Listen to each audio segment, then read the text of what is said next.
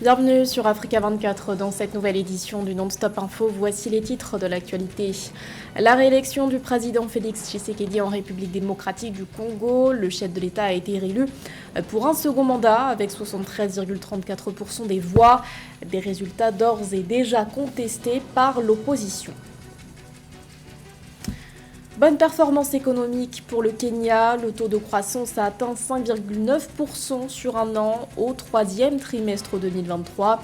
Un chiffre en hausse par rapport à la même période en 2022. Et puis les Lions indomptables reçoivent le drapeau du Cameroun avant leur départ pour la CAN en Côte d'Ivoire. La Côte d'Ivoire qui leur avait offert en 1984 leur premier titre continental. Les détails à suivre dans ce journal.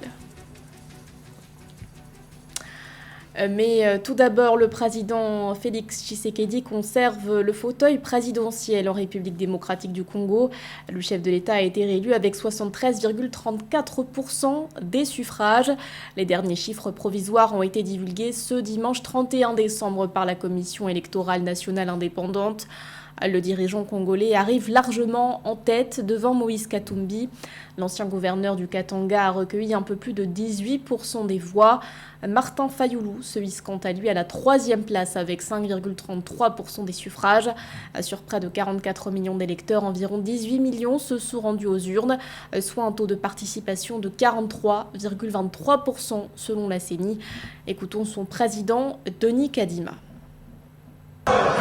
Article 2. Est élu à titre provisoire le candidat numéro 20, M. Félix Antoine Tshisekedi Tshilombo, ayant obtenu 13 215 366 voix, 366 des suffrages valablement exprimés, soit un pourcentage de 73,34.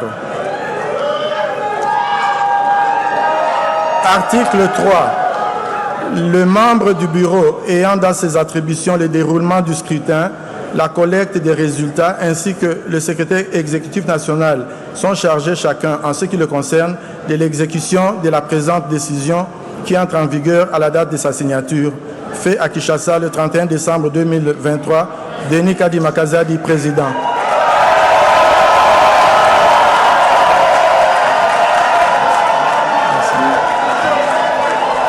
Et sachez que ces résultats sont contestés par certains candidats de l'opposition qui réclament l'annulation du scrutin. Ils sont 9 à avoir publié une déclaration commune dans laquelle ils dénoncent des irrégularités constatées lors du vote. Des irrégularités qui ont aussi été mises en avant par la mission d'observation électorale des églises catholiques et protestantes. Notons également que la veille de la publication des résultats, des responsables de la SENCO et de l'ECC ont échangé avec le président de la CENI, Denis Kadima, et ont assuré détenir des résultats convergents. L'actualité, c'est aussi l'adoption au Burkina Faso du projet de loi relatif à la modification de la Constitution. Le texte a été adopté ce 30 décembre par l'Assemblée législative de transition avec 64 voix pour.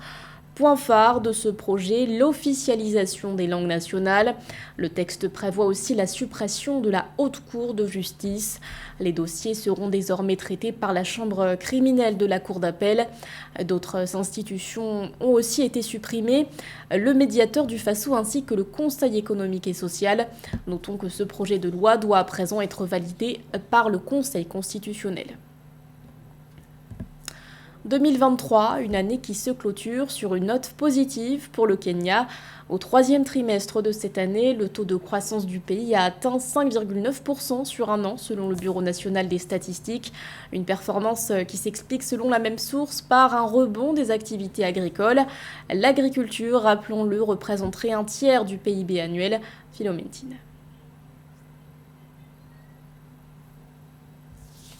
Avec un produit intérieur brut de plus de 95 milliards de dollars, le Kenya a la plus grande économie d'Afrique de l'Est. Ces dernières années, l'économie kenyane a été parmi les plus dynamiques du continent africain avec une moyenne de plus de 5%.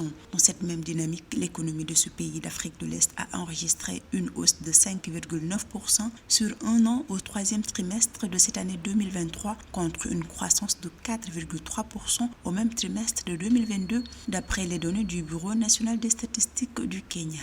Le secteur agricole est le secteur moteur de la croissance économique du Kenya, mais en plus de ce secteur agricole aujourd'hui, il y a aussi d'autres secteurs qui commencent à se développer, notamment le secteur agro-industriel et même le secteur industriel dans son ensemble, dans différents d'autres secteurs, notamment le secteur minier industriel. Donc je pense que le Kenya est en train de diversifier son économie, notamment au niveau aussi des services, parce qu'il y a pas mal de services financiers et le Kenya est en train de devenir un hub financier, sans oublier aussi le secteur de la pêche et le secteur touristique qui est aujourd'hui très stratégique. Parmi les secteurs clés ayant contribué de manière significative à cette dynamique de croissance économique au Kenya figure notamment le secteur agricole. Celui-ci a enregistré des rendements robustes. Grâce aux conditions météorologiques favorables au cours du trimestre, l'agriculture, la sylviculture et la pêche ont augmenté de 6,7% au troisième trimestre 2022. Je pense que les défis aujourd'hui de l'économie kenyane, c'est surtout continuer son industrialisation afin de créer des emplois diversifiés, mais aussi diversifier son économie dans son ensemble et aussi favoriser le secteur touristique car on sait que c'est un secteur stratégique car plus il y aura de touristes dans le pays, plus le pays sera attractif et plus ce sera non seulement un hub touristique, mais aussi un hub financier, un hub des investissements. Le pays pourra attirer plus d'IDE et bien évidemment au niveau politique aussi, c'est vraiment la stabilité politique afin que toutes les conditions soient réunies pour attirer les investissements de manière fluide. En outre, il est important de surveiller l'inflation et d'adopter des politiques monétaires appropriées pour maintenir la stabilité économique au Kenya. Par ailleurs, le Bureau des statistiques a indiqué que l'inflation au Kenya a légèrement baissé de 6,6% sur un an en décembre 2023, comparativement à 6,8% en novembre 2023. Dans l'actualité également, le prolongement de l'état d'urgence en Tunisie, une mesure qui entre en vigueur dès le 1er janvier 2024 et ce pour un mois. Elle s'applique à l'ensemble du territoire national. L'état d'urgence avait été proclamé le 24 novembre 2015 à la suite d'un attentat. La mesure renforce les pouvoirs de l'autorité officielle tunisienne, notamment ceux de l'appareil sécuritaire. Notons que des restrictions de la liberté de circulation ou encore l'interdiction de manifestations dans l'espace public et privé sont au nombre des prérogatives des autorités tunisiennes en cas d'état d'urgence.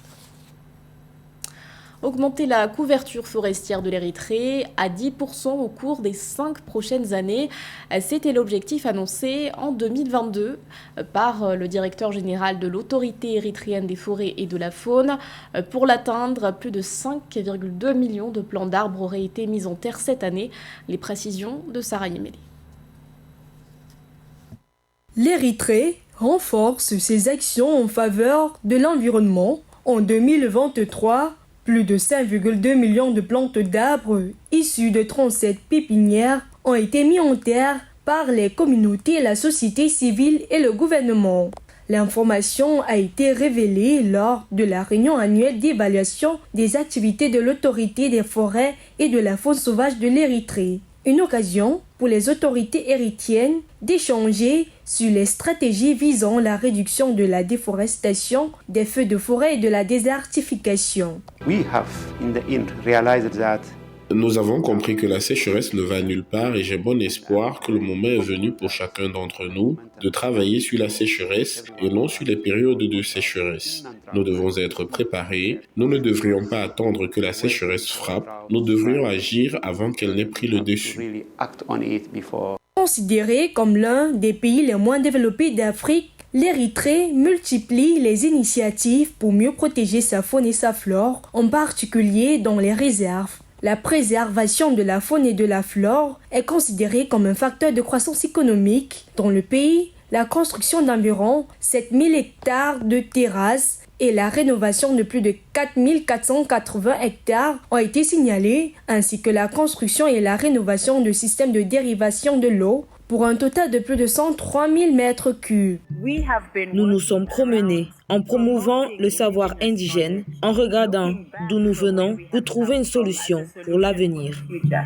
La guerre entre l'Éthiopie et l'Érythrée de 1998 à 2000 a gravement affecté l'économie de l'Érythrée. La croissance du PIB est tombée à zéro en 1999 et à moins 12,1% en 2000. La population érythréenne, qui vit de l'agriculture, explore les zones forestières pour pratiquer l'agriculture, extrait du bois de chauffage et des matériaux de construction, des plantes médicinales et autres. Ces pratiques non planifiées et non organisées ont contribué à la dégradation du couvert forestier et des écosystèmes. Le plan stratégique du pays pour 2024 vise à renforcer ces initiatives environnementales. Alors que le coup d'envoi de la prochaine Coupe d'Afrique des Nations de football approche en Côte d'Ivoire, le sélectionneur de l'Angola, Pedro Gonçalves, a récemment dévoilé la liste des joueurs convoqués. Une liste marquée notamment par l'absence de 2 joueurs clés, Balanzola et Elder Costa. Logé dans le groupe D, la sélection affrontera l'Algérie comme premier adversaire. Nathalie Mou. C'est sans l'attaquant Balanzola et l'ailier Elder Costa que l'Angola se rend à la Coupe d'Afrique des Nations 2023 en Côte d'Ivoire. Quart de finaliste à 2 reprises en 2008 et 2010, l'équipe angolaise ne cache pas ses ambitions. Et Palancas Negras comptent faire leur meilleur résultat à la CAN 2023 en misant sur des atouts tels que le coach Pedro Gonçalves qui a fait toutes ses classes dans les équipes nationales juniors du pays. Aux commandes depuis 2019, il conduit la sélection nationale à la CAN pour la 2e fois. Autre atout angolais à la campagne ivoirienne, le milieu offensif de 30 ans Jérémy Bella, plus expérimenté en club mais qui cumule à peine 45 minutes de jeu en équipe nationale. Nous avons une ambition à chaque fois que nous entrons sur le terrain. Toujours on insiste là-dessus, toujours dans la perspective de vaincre notre adversaire. L'Angola a été la 17e équipe à se qualifier pour la phase finale de la CAN 2023. L'équipe nationale angolaise a empoché son ticket le 7 septembre 2023 sur un match nul 0-0 face à Madagascar, terminant 2e du groupe E avec 9 points derrière le Ghana. Nous voulons jouer au football dans un esprit positif en respectant l'adversaire, en reconnaissant également les compétences de l'adversaire que nous avons en face de nous. L'équipe nationale angolaise débute la CAN face à l'Algérie le 15 janvier 2023 à Bouaké. La formation va évoluer dans le groupe D où l'on retrouve également le Burkina Faso et la Mauritanie. Eux aussi sont en route pour la Côte d'Ivoire. Les Lions indomptables espèrent décrocher un 6e titre continental lors de la prochaine CAN. Avant leur départ, les joueurs ont reçu les encouragements des autorités. Une cérémonie était organisée au Palais des Sports de Yaoundé. La cérémonie durant laquelle le drapeau de la République leur a été remis. Nathalie Mou. En route pour la Coupe d'Afrique des Nations 2023, l'équipe nationale de football du Cameroun, les Lions indomptables, a reçu l'onction de la nation le 29 décembre 2023. Représentant le chef de l'État Paul Biya, le directeur du cabinet civil de la présidence de la République, Samuel Mvondo Ayulo, a remis les armoiries du pays au gardien de but Fabrice Ondoa. À la cérémonie d'au revoir du Cameroun à la sélection nationale, une dizaine de joueurs, parmi les 27 sélectionnés par le coach Rigobert Song, ont pris part. Le directeur du cabinet civil de la présidence camerounaise les a chargés d'un message d'encouragement à l'endroit de l'ensemble de l'équipe. Je vous remets ce drapeau de la République, emblème le plus identifiant de la nation, pour que vous représentiez de manière honorable le Cameroun à la 34e édition de la Coupe d'Afrique des Nations de football CAN Total Énergie Côte d'Ivoire 2023. Qualifié pour la phase finale de la 34e édition de la CAN en Côte d'Ivoire, le Cameroun va à la conquête d'un 6e trophée continental. Demi-finaliste lors de l'édition précédente de la compétition, les Lions indomptables figurent parmi les favoris de la campagne ivoirienne. Pour le sélectionneur Rigobert Song, il n'est pas question pour l'équipe de se reposer sur ses lauriers. Nous devons aller le plus loin possible, tout simplement.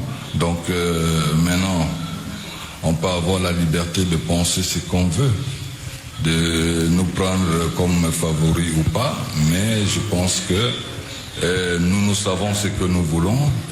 Le Cameroun se rend à la CAN sans 2 piliers de l'équipe, les attaquants Maxime Choupo-Moting qui ne figurent pas sur la liste du coach Rigobert Song, ainsi que Brian Mbeumo blessé.